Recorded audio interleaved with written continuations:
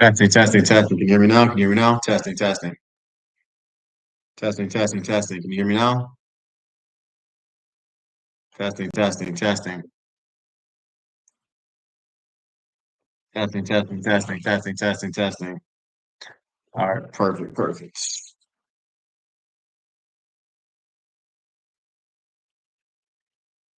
All right, sorry about that, everybody. Technical difficulties. Got to get right. Got to get right. So, as I was saying earlier, everybody, right now, there's a lot of just kind of fear and financial anxiety kind of going on because of a lot of things that are going on in the United States of America, whether it's ICE, the deportation raids, the trade wars, tariffs, things like that. There's a lot of pessimism and fear kind of going around the United States right now. And what I'll say to a lot of the stuff is this. Those fears are founded to some extent depending on what you look like, but I'll also say this: try to focus to some extent on the things that are in your power to control, and to some extent limit your exposure to things that you cannot control. Obviously, you should vote. Obviously, you should participate in the political process. Whether you're left or right, you should participate in stuff because at the end of the day, people died to give you the right to vote. But keep in mind that there are certain things that you do have the power to control. You have the power, for instance, to control what career you're going to. You have the power to control whether or not you should get a certification. You have the power to control whether or not you should spend the money to potentially become extremely good at AI and potentially start a lucrative side hustle. You have the power to determine what percentage of your income you invest into your 401k or Roth IRA. You have the power to determine whether or not you want to start an e product that can make you money 24/7. Hey, what's up, Paul? How are you, man? How are you, Paul? Always good to hear from you, everybody. Always good to hear from you. Everybody, please support your content creators. Hit that dollar sign down there to show support for Financiation. I truly appreciate helping you guys essentially make money, save money, invest money, and build generational wealth. So, as I was saying earlier, everybody, make sure that you focus the majority of your energy on the things that are actually available for you to essentially control. And that's what I kind of want to talk about tonight, okay? Because at the end of the day, the things that are in our power to control, whether or not we take care of our health, we um whether or not we take care of our health, whether or not we are serious about. I'm looking into AI for my logistics. That is a phenomenal idea, Paul. That's actually interesting. My wife and I are looking right now at an AI course that we think is going to probably take some of our businesses, some of our e-products to the next level. And I tell everybody this about artificial intelligence. To the individuals that I personally don't think our AI is going to put a certain demographic out of business. I think it's going to put the individuals who fear it and who refuse to learn out of business, but the individuals who actually want to better themselves and who actually want to essentially use it as a tool, I think those are the ones that are going to make possibly millions of dollars off of it. So yeah, right now we're looking at I don't believe it's Coursera for us. I think we're looking at a course called Courses, but we're definitely going to check it out. But yeah, at the end of the day, the individuals, for instance, the taxi drivers that realized that Uber was the next big thing, they made it like bandits essentially before Uber became Uber because they started realizing this is where the industry is going. The horse and buggy drivers that realized the automobile, the horseless carriage rather, was where humans were going to start eventually going. Those are individuals that essentially made out like bandits that transitioned from being a horse and buggy carriage to essentially getting behind Henry Ford with the Model T. And the individuals that realized that Uber Eats and Uber and things like that nature was where the industry and the world was going. They were the ones essentially made out like bandits. The individuals that realized that MapQuest and Google Maps and Waze was where the future was going. The almanac makers who realized that they were the ones who essentially got behind Google Maps. They got behind Waze. They got behind what was it called, a TomTom back in the day, and they made out like bandits. But the individuals that wanted to hold on to the horse and buggy, the individuals that wanted to hold on to the taxi, the individuals that wanted to essentially hold on to the past, they're the ones that got forgotten. And it's like just like Paul is saying, I don't think AI will take my job in logistics. So instead, he's going to use it for AI, and that's the way I look at AI. If you learn how to use it as a tool, I don't care whether you're in construction, whether you're in engineering, whether you're in finance, whether you're a teacher, whether you're in politics, regardless of what you're into. If you learn to use AI or anything as a tool, it's going to essentially make you a lot of money. And that's what I want to talk about in this particular podcast tonight, okay? Because with all this economic uncertainty going on, a lot of people are kind of asking the same question, Chris, what should we do? What are some of the mistakes that I don't want to make in my socioeconomic status? What are some of the things that I don't want to do? That's what we're going to talk about tonight, everybody. We're going to talk about the top 7 mistakes the middle class makes, okay? So that's what we're going to talk about. Everybody, please support your content creators. Hit that chat button. Drop a question in the comment section because I love my conversations with my listeners, with my fans. I also love talking to you guys essentially about how to make money, how to save money, how to invest money, how to build generational wealth. That's what we do here on Financipation, okay? I teach you how to change your generational tree. So let's get into it. Okay, let's get after it. Let's get after it. So the first serious mistake that the typical middle class American makes is this: they essentially live above their means. Now, what's interesting about this, first off, let me back up a little bit. In order to be middle class in America, you have to make on average between $55,000 to $150,000 a year. So if you living in the United States of America, and you are between the socioeconomic status of 50,000 or 55,000, I'm sorry, to $155,000, that puts you in the middle class of the United States of America. And the good thing about being in the middle class is that, typically speaking, depending on how you're raising your children, they have a vastly better chance of going from the middle class to the upper middle class if this is the bracket that you're in. Whereas, unfortunately, kids, they find that, statistically speaking, when kids grow up in the lower middle class, it is significantly harder for them to go from the lower middle class to the middle class. So kudos to my middle class individuals, because you put your family in a position where, in theory anyway, you can kind of build generational wealth. I personally, because I kind of came from a lower middle class background, I kind of always kind of thought that kids who grow up to some extent poor have one serious advantage. We typically are hungrier, and we will also work crappier jobs to get to where we want to be. Why? Because we know what's waiting for us if we continue to go down the path that we grew up in. So the first mistake that the middle class typically makes is this: they try to live above their means, and they try to essentially stay up with the Joneses. So this is one of the things that I find typically does strand a lot of people in the middle class, and that's this. This is essentially what I like to call the Instagram. This is what I like to call the Instagram system. And the reason why I say that is this: typically speaking, people that are extremely poor, they're not the ones, quote unquote, flashing and living a quote unquote very flashy life on social media for one very simple reason.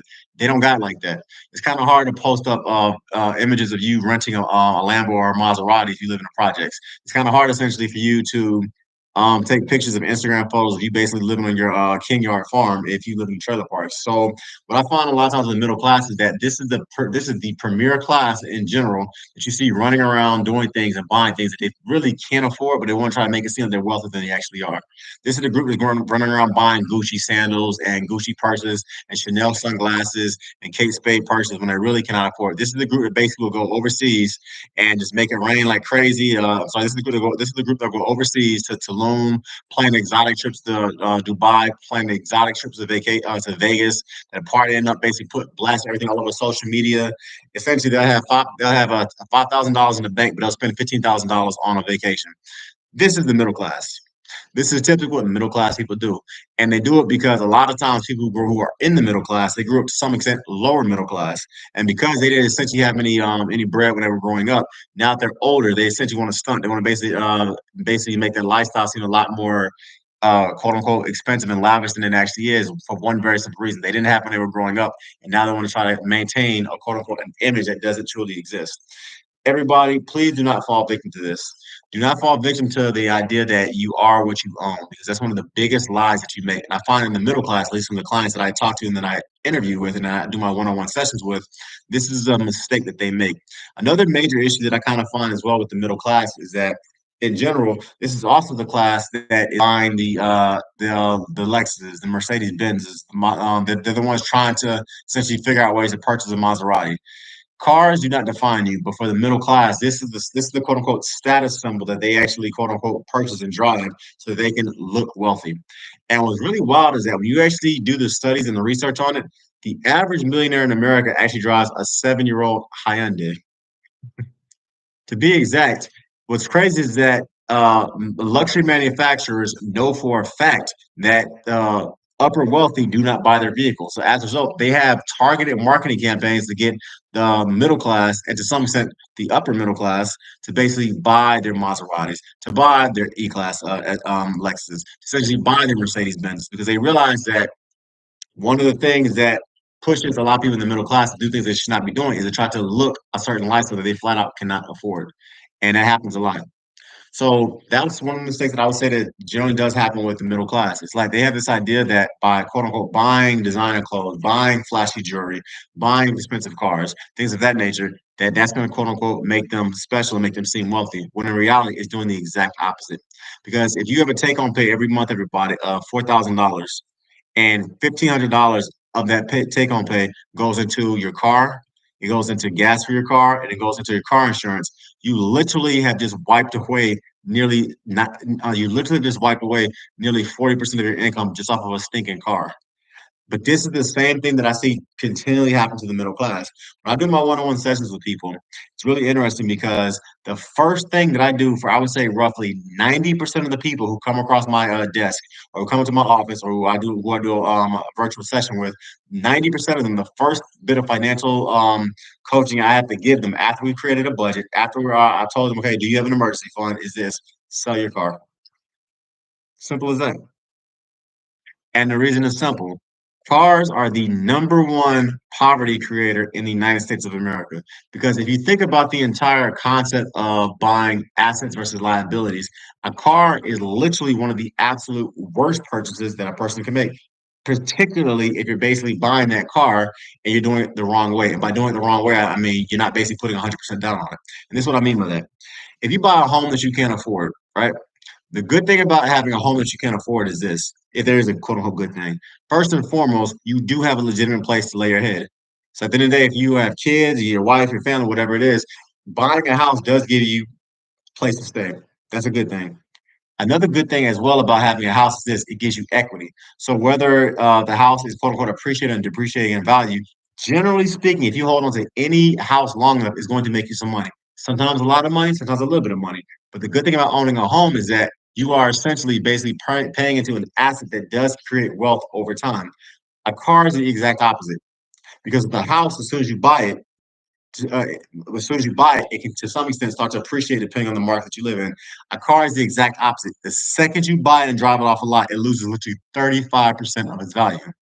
So as a result of that, you're paying appreciating interest on a depreciating asset.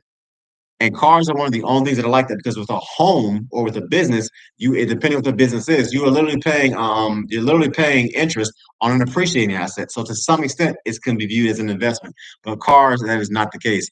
Now, yeah, I know whenever I say that, people get into the whole, oh, well, if I buy a specialty foreign type car, or a car that's not like, or a vehicle that is essentially a type of specialty model, I could potentially get an investment on that. I get that, but in general, everybody, cars are depreciating assets that lose roughly 35% of the income the second you drive it off of a market. And what I always tell people as well is this: imagine buying a brand new car and rolling the window down, and then every Friday night just dropping out 150 bucks every Friday night and doing that for the 10 years that you own that vehicle. That is essentially what it's like, everybody, when you drive a new car. So my personal advice, once again, is this: if you were to drive the type of vehicle where people look at you and say, "Man, this person is definitely in the middle class. They must not have any money," you are probably doing something right with your investments because at the end of the day, stealth wealth is king. And if you are driving the type of vehicle that you paid for with cash, and don't have to worry about a car note.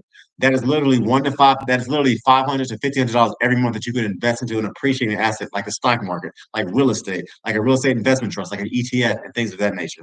So the first major mistake that the middle class makes, everybody, once again, is they basically buy expensive liabilities, thinking it makes them look wealthy, when in reality, it's only making them poor. And that's just the car piece.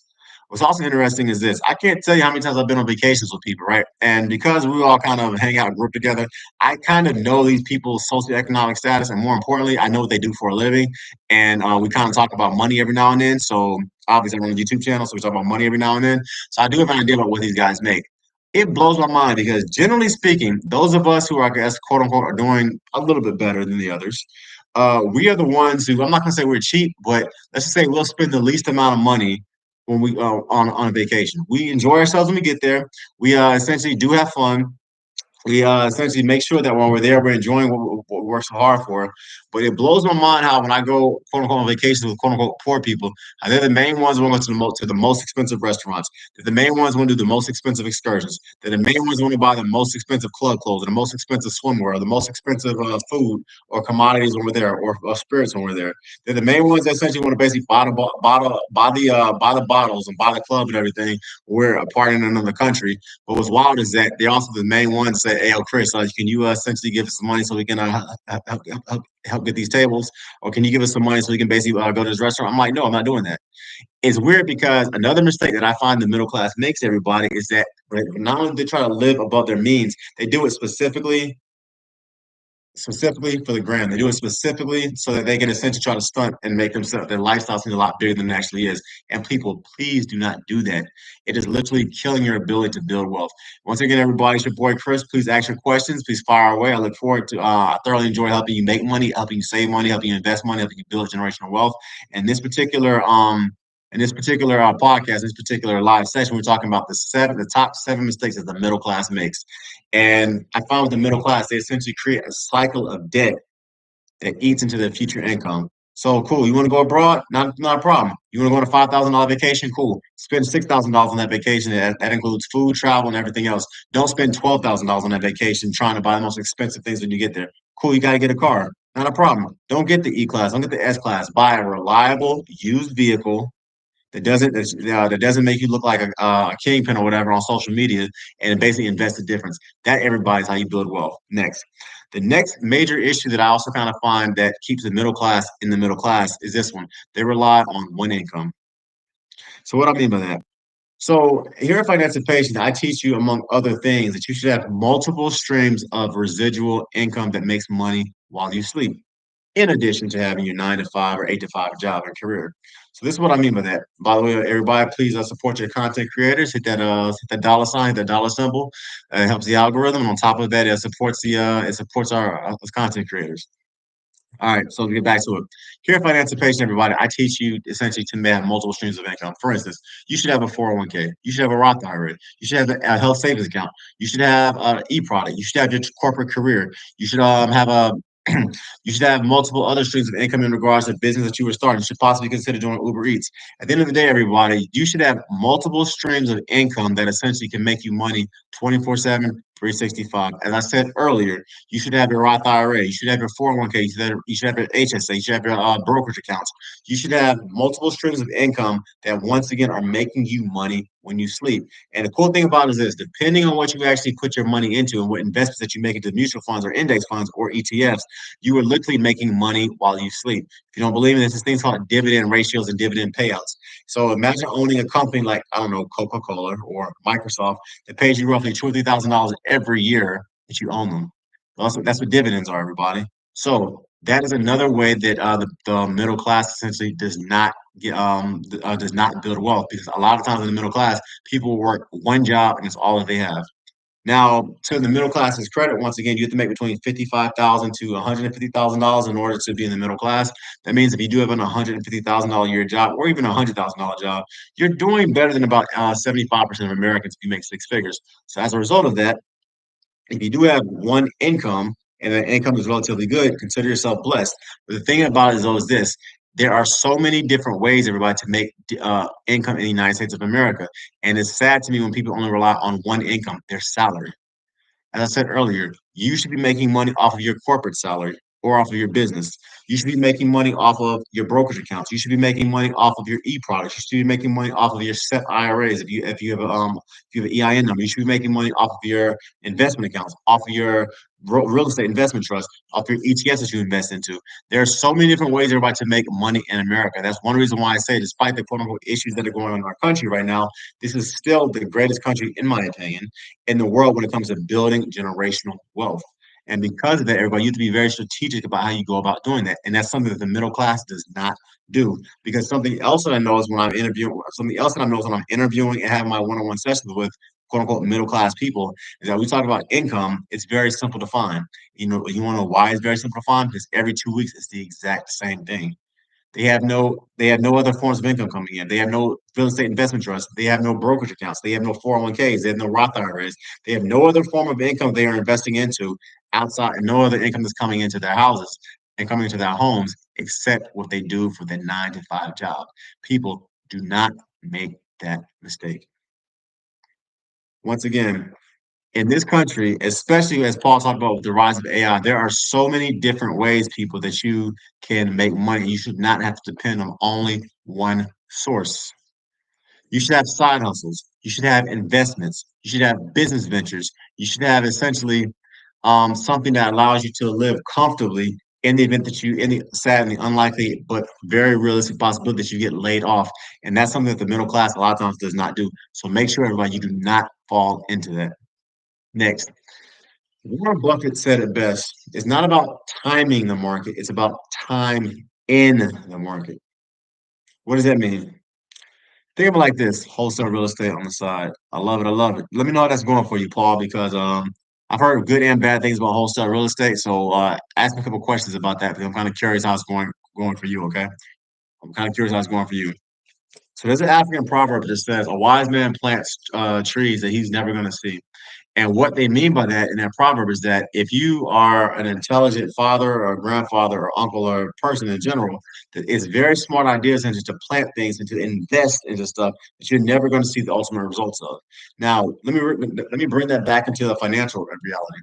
Do you realize, everybody, that if you invest roughly $250 every month for roughly 15 to 20 years, if you invest it into a total stock market index fund that basically returns over 12% every year, you are literally going to have a six-figure portfolio in less than 10 years.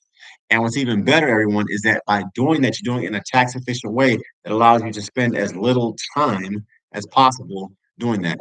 And the reason why is simple: compounding interest. You see, if your wealth was a tree and you plant it every day, that tree is going to start off very small. It's going to start off as a seed, but eventually it's going to start to grow. Then as it starts to grow, it's going to get bigger and bigger and bigger and bigger. And before you realize it, after a certain amount of decades, that tree will literally be big enough to provide shade for you, to provide fruit for you, and to essentially put you on a path to having a sustainable meal source. Your investments, everybody, are the exact same way.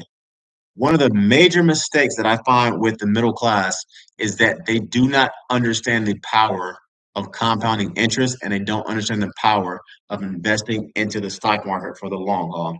Because everyone is not, once again, about trying to time the market. That's the crap that they push on Instagram. It's the crap that they push on movies and everything like the Wolf of Wall Street. It's not about trying to time the market and becoming some stock market guru. It's literally about doing the exact same boring investments year after year, or day after day, paycheck after paycheck, month after month, year after year, decade after decade. And what's crazy to me is that, once again, if you start investing at 10 years old, how easy it is to quickly get the six figures by just investing in the same boring stocks. But if you start investing at 50 years old, even if you invest literally 10 times more money, it takes you significantly longer to even catch that amount. And that's why I say our schools, to a large extent, are completely miseducating us on exactly how money works and how investing works. Because I guarantee you, if every kid in the inner cities, every kid in the trailer parks understood exactly things like the 4% rule or compounding interest or what exchange traded fund is and matches the stock market, what that can do to your financial freedom and to your financial well-being, corporate America would probably collapse. And it will collapse for a very simple reason. Because after a person was actually working in corporate for about 20 years, they would have built enough wealth to literally say bye bye for the next 30 or 40 years of their lives. But they don't teach this kind of stuff. They don't teach this stuff in our schools. They don't teach this stuff in our universities. Heck, I have an $125,000 MBA, and I didn't even learn about stuff like that, the 4% rule, that is, until I actually graduated and started doing my own research. And everybody, this is by design. So, compounding interest. How long you've been investing into the stock market? How long you've been investing into real estate? How long you've been investing into exchange traded funds? How long you've been investing into mutual funds? This is the kind of stuff, everybody, that when I'm talking to the typical middle class person, they have no idea what I'm talking about. And what's crazy is it has nothing even to do with education, because I've talked to lawyers, I've talked to doctors, I've talked to engineers that literally have no idea what the 4% rule is. They have no idea what the difference is between a Roth IRA and a traditional IRA. So if I'm saying things you don't understand, it doesn't make you stupid. It makes you American. It makes you normal. So these are the kind of things, everyone, that you have to avoid if you want to get out of the middle class, because the middle class individuals that I talk to, and this is once again individuals that make $55,000, which is on the lower end of the middle class spectrum, to $155,000, which is the higher end of the middle class spectrum. They have absolutely no idea, everyone, how compound interest works, and they don't invest and they don't start early enough investing into the stock market. Once again, everybody, it's your boy Chris. Please support your content creators. Please support Please support us. My cash app is $ CHRISP485. Please ask questions. Please fire away. As I thoroughly enjoy teaching you guys how to make money, how to save money, how to invest money, how to build generational wealth. But more importantly, it's like vibing with my subscribers and my listeners and answering you guys' questions. Okay, so keep firing away. Next, the next major mistake that a lot of middle class Americans make, really, this one is kind of Americans in general, because this isn't even the middle class. This is everybody. This is the upper middle class, the lower middle class, extremely wealthy, and the lower middle class. One of the major mistakes that I find, I'm gonna talk about the middle class for this one, is they carry way too much high interest debt.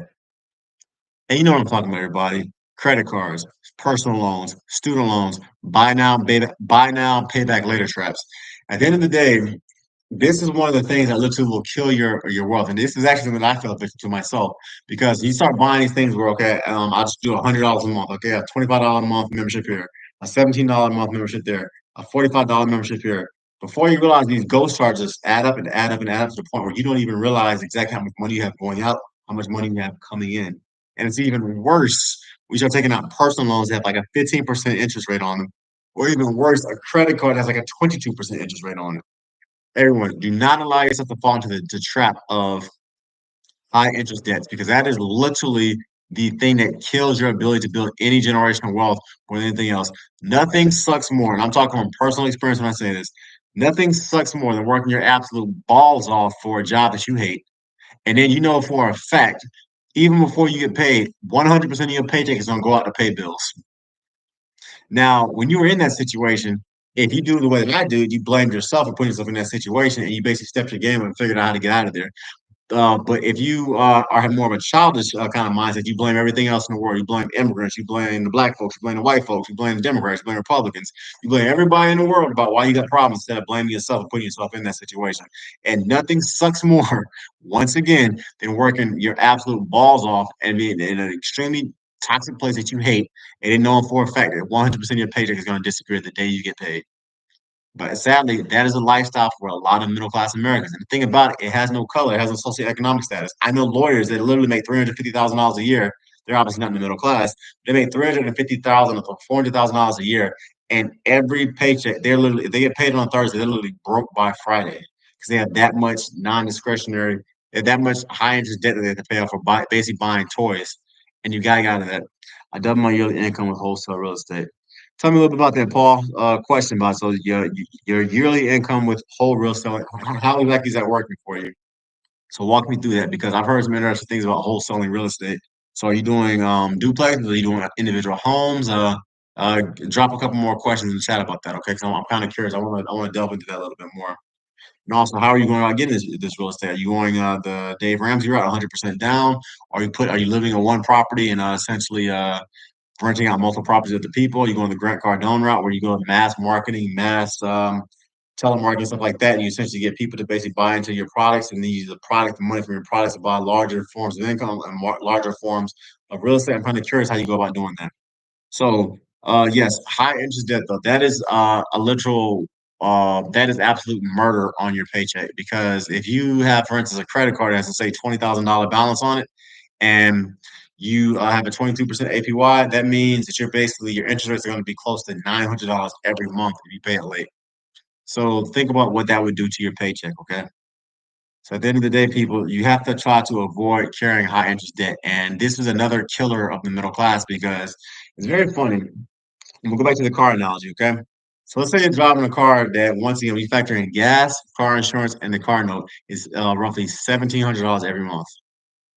Do you realize that if you basically got rid of that car and bought a reliable used vehicle for $5,000 cash, You can spend probably the next 7 to 10 years of your life investing that $1,700 into an appreciating asset, like a mutual fund, like an index fund, like a exchange traded fund, or like a real estate investment trust, or the S&P 500 to keep it even easier.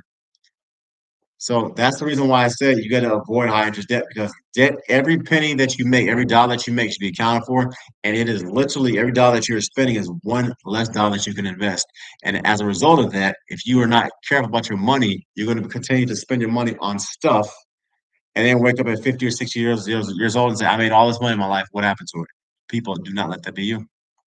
Once again, everybody, it's your boy Chris. Please support your content creators. Please hit that dollar sign below. I thoroughly enjoy giving you guys free content. If you're not familiar with my channel, I'll teach you how to make money, how to save money, how to invest money, how to build generational wealth, and how to financially emancipate yourself from generational poverty. Okay. Avoid it. Avoid debt. Literally, everybody like the plague. I'm not gonna go full Dave Ramsey mode and say that it's all horrible and you should cut up your credit cards and shoot them with an AR-15. I don't go to that extreme. I will say this about debt. This is kind of the analogy that I'll use. Imagine you quote unquote have good debt, and that good debt is basically like fire. Well, you can use that fire to essentially to heat your home, to cook food. But the second that debt gets out of control, it can literally burn your house down. That's how I've always looked at debt. Yes, I've used it. Yes, I've been in a situation in my life where I've had to max out credit cards. Yes, I've done stupid, very, very, very stupid things when it comes to credit and debt. But at the end of the day, everybody, I also recognize that if you use it correctly, it could potentially help you. More often than that, we as Americans use it incorrectly. And that is the reason why, outside of student loan debt and home mortgages, credit card debt is the highest form of debt in this country. And my advice is be very, very careful with it, because at the end of the day, there is almost no investment that you can find outside of Bernie Madoff's Ponzi schemes where you are guaranteed to get over a 20% return year in and year out. With a credit card, the average credit card debt is 20 charges you 22% interest. So as a result of that, if you put yourself in a situation where you're paying 22% interest on an asset that is taking money out of your pocket, you are never going to get wealthy. And as a result of everybody, please avoid high interest debt, whether it's personal loans, whether it's credit card debt, which is the main one that I want you to avoid, and to some extent, even whether it's getting stupid loans, I call it stupid tax on things that you should not have purchased to begin with, and now you're basically paying off a low interest fee when you could be investing that money. Okay, so avoid that kind of stuff. Everybody, please ask your questions. Please ask your comments. I have an MBA. I've been teaching finance for over 20 years, and this is my free session. I thoroughly enjoy answering any financial questions you guys have. More importantly, thoroughly enjoyed kind of chopping up with you guys and essentially answering things that are on your mind. Because at the end of the day, that's what this community is about. Keep in mind, everybody, assets that put money in your pocket, they allow you to essentially build wealth faster than the imaginable. The liabilities like credit cards, like student loans, they take money out of your pocket faster than anything else imaginable. So it's simple. Building wealth is very easy. Increase your assets, limit your liabilities. Increase buy more things that actually make you money in the long haul, like real estate, like starting businesses, like the stock market and purchasing land, that kind of stuff. Buy much more of that. Buy a lot less of making a run at the club, buying bottles of the club, buying Jordans, buying cowboy boots, buying depreciating trucks and pickup trucks, stuff like that. Avoid things that are going to take money out of your pocket, everybody, but spend the majority of your time buying things that are essentially going to put money into your pocket. Simple as that. Next. The next thing that I find is literally killing the middle class and essentially keeping you, for lack of a better word, in the middle class is this. I talked about this one a little bit earlier, everyone, and that's this buying liabilities instead of buying assets. So what do I mean by that? It's quite simple. If you have a liability, that's something that, in my opinion, takes money out of your pocket. Now, full disclosure, I do not think college education or certifications are a liability in the event they increase your ability to make money. So, what I mean by that is this: if you spend $100,000 for a degree that pays you $150,000, to me, that is an extremely good investment. Why? Because that investment has increased your ability to generate wealth. However, if you spend $100,000 for a college degree, and when you come out of college, only maxes out and paying you $40,000 a year, I think that's kind of stupid. Because to me, you got a college degree or you got a certification that does nothing in regards to actually helping your wealth. So to me, that would be a liability. But in general, I've always found that a more educated a person is, or the more physically healthy a person is, those are not liabilities; they're assets. And one of the major mistakes that I find a lot of people in the middle class make is that they kind of get it skewed. They think that buying a Lexus is an asset. No, it's a liability. They think that buying a home is an asset. No, it's a liability if you're not putting anybody in it to live, or not figuring out where to generate passive income off of it. One of the mistakes that the middle class makes is that they kind of confuse what an asset is versus what a liability is. Don't do that. As I said earlier, an asset, once again, is something that puts money, preferably residual income, into your pockets and into your wallets, whereas a liability takes it out of it. And a lot of times I'm doing my one-on-one sessions with all my clients. I'm having this conversation. Okay, let's go through your budget. What are you spending your money on every month? You'd be amazed at how many times that people are thinking things are assets when in reality they're liabilities, but they don't even want to come to the conclusion. They don't even want to agree with me on that because it hurts them so much to say, wow, what I thought was an asset all these years is actually taking money out of my pocket. So yeah, next. The next major issue that I find that's keeping the middle class poor is actually one I kind of wanted to start the session off with tonight, and that is this: they don't have an emergency fund. So full disclosure, when I got on my financial journey and everything, and I got to the point where I got serious with my money, I got serious about maxing my Roth IRA, I got serious about maxing my 401k, I got serious about maxing my HSA, I got serious about putting money into my brokerage accounts, I got serious about starting businesses and then putting money into my SEP IRAs and into my solo 401ks and all that kind of stuff. I made one very huge mistake when I did that. I went directly into my investments and I completely ignored the whole emergency fund thing. My mindset was simple. I want to invest my money. I got a good job. I have a great career. So as a result of that, I don't need an emergency fund. It's one of the two or three biggest financial mistakes I made in my life. Because when ish hits the fan, and ish is going to hit the fan for all of us. If you're an athlete, you're going to play sports, you're going to have surgeries. If you are married or you want to get married or you want to have a legacy, eventually you are going to basically probably get a wife or you're going to get pregnant or more importantly, you're going to have kids. That's very expensive. Your carburetor is going to break out. Your car is going to break down. Your air conditioning is going to go out. Your heat's going to go out. Your daughter's going to need a prom dress. Emergencies happen to every human being alive. Your parents might pass. A grandparent might pass. You may have emergency surgery. At the end of the day, it is impossible to live in this country or live in any country rather and not have emergencies pop up. And one of the things I find that separates the middle class from the upper middle class more often than not, it has nothing to do with paychecks. It literally has nothing to do with the kind of car that you drive. And to some extent, it has also nothing to do with the career that you chose. The thing I find that separates the middle class from the upper middle class is this: the upper middle class almost always have a fully stocked emergency fund. And by fully stocked, I mean this: they have roughly 9 to 12 months of their incomes saved in typically a high interest account so that when ish hits the fan, they don't have to basically worry. They can literally go straight from their corporate America job, chill on the beach for 9 months in Singapore or Dubai or somewhere else for about half a year, and then go back to work. Why? Because they have enough money saved in their emergency funds to do that. And whereas people in the middle class typically do not, they're lucky they have 1 to 2 months saved in their emergency funds. So as a result, when they get fired or when they lose a job, they have to take the first crappy job that they can find, or they have to immediately go back to work instead of spend time with their wife and their kids. So my point, everybody, is simple: get an emergency fund. Okay, Chris, how do I get an emergency fund? It's very simple. Create a budget. When you create a budget, put your spending in one category, put how much income you make in the other. And if you make $5,000 a month, but you spend $4,000 a month, that means you have a $1,000 difference. I would say invest a large percentage of that into investments. But essentially, if you're spending $4,000 a month, that means your 3 month emergency fund is $12,000. Your 6 month emergency fund is your 6 month emergency fund, right, will be $24,000, and your year long emergency fund will be $48,000. So as a result of that, make sure you have a fully stocked emergency fund. That's one of the main things that I find the middle class does not do. Another cool thing about having an emergency fund is this, and this is kind of something that I kind of had to come to the conclusion myself on. A lot of times, don't necessarily. It's like to some extent eating the proverbial elephant. Take your time. Save 10% of every paycheck that you make.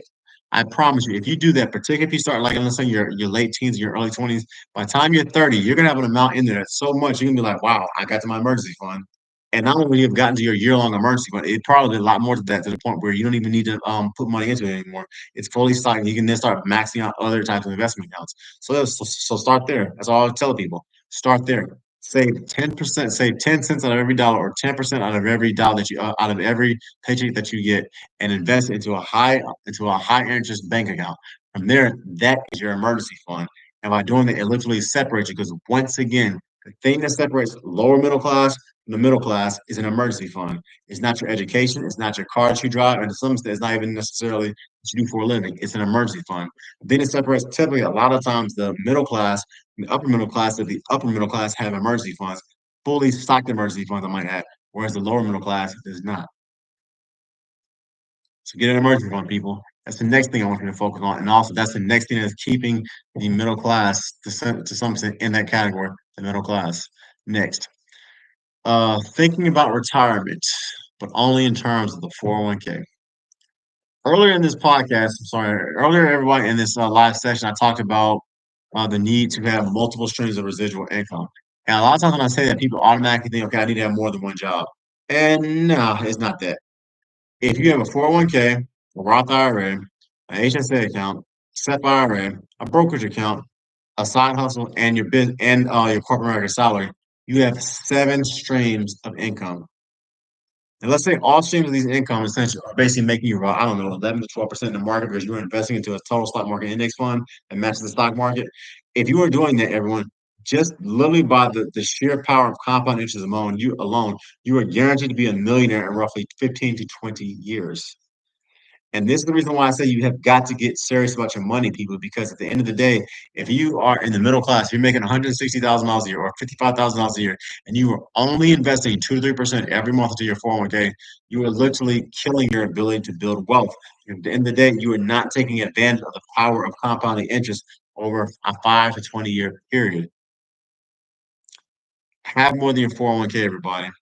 That is one of the things that I also find literally separates the individuals who retire at 40 versus the individuals who retire at 65. Because the individuals who retire at 40, they typically are gung ho. Not only are they investing everything they possibly can into their 401k, they're investing into their Roth IRA, they're investing into the stock market, they're investing into property, they're investing into land, they're investing into other houses, they're investing into real estate.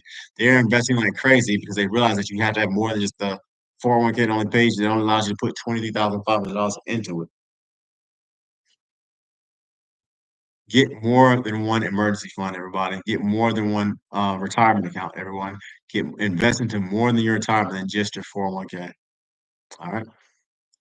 Questions, everybody. Send them my way. Send them my way. Once again, it's your boy Chris. I am a mechanical engineer. I have an MBA. I teach finance. I've essentially been running my YouTube channel. I've essentially been running my YouTube channel for a couple of years, and I started the financial portion, my financiation, a couple of years ago because I wanted to help people. I wanted to teach people how to make money, how to save money, how to invest money, how to build generational wealth. So fire questions away, everybody. Once again, this is the live session.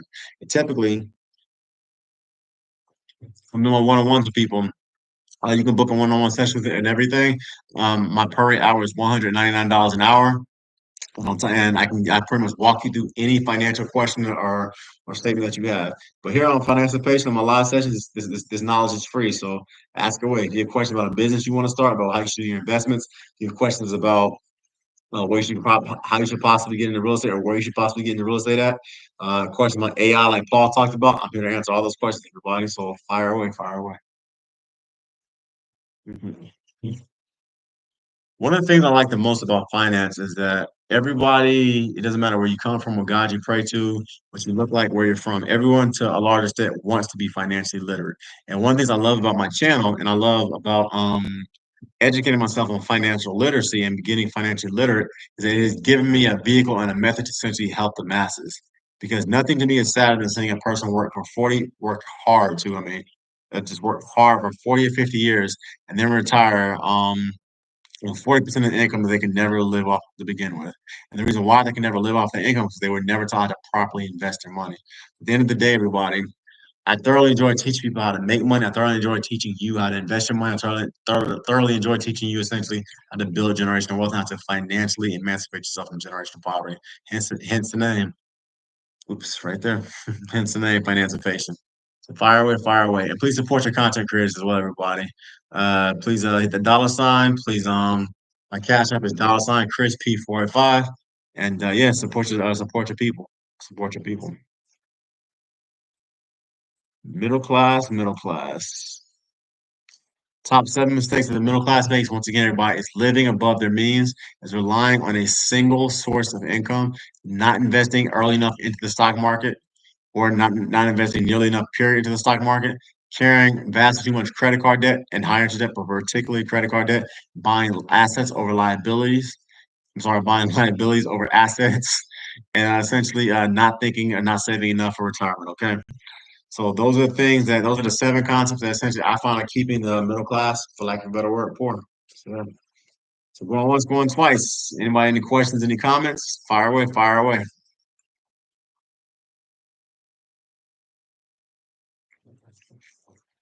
Boom, boom. You check out my channel, everybody. I drop weekly content every Sunday, 9:30 p.m. Eastern Standard Time. Addition, check out my financial blog, Financipation. When I talk about HSAs, Roth IRAs, 401ks, the 4% rule, crypto, forex trading, a lot of other stuff like that. Please check out my Instagram page, the real underscore financipation. Please check out my Facebook page, my Facebook tribe, financipation. Send me an email address so that I can loop you into our tribe and into our community that we're building. And also, everybody, one last thing I'll say is as well. Get serious about your investments. It's not once again about time in the market. It's not once again about timing the market, as in timing it, buying high and then selling low. It's not about that stuff. It's about time in market. In other words, how many years, how many decades of your life are you putting into investing? That's what it's about, everybody. That's what it's about. All right, everybody. So that's your boy Chris. Once again, this channel, Financipation, is all about making money. It's all about saving money. It's all about building generational wealth. It's all about financially emancipating yourself from generational poverty. Please book a one-on-one session below. And it's your boy Chris. I'm out. Everybody, take it easy. Peace. Peace. Hey, Paul, hit me up about the yearly income and wholesale real estate. Okay, I want to talk to you more about that. Take it easy, bro. Peace. Peace. Mhm.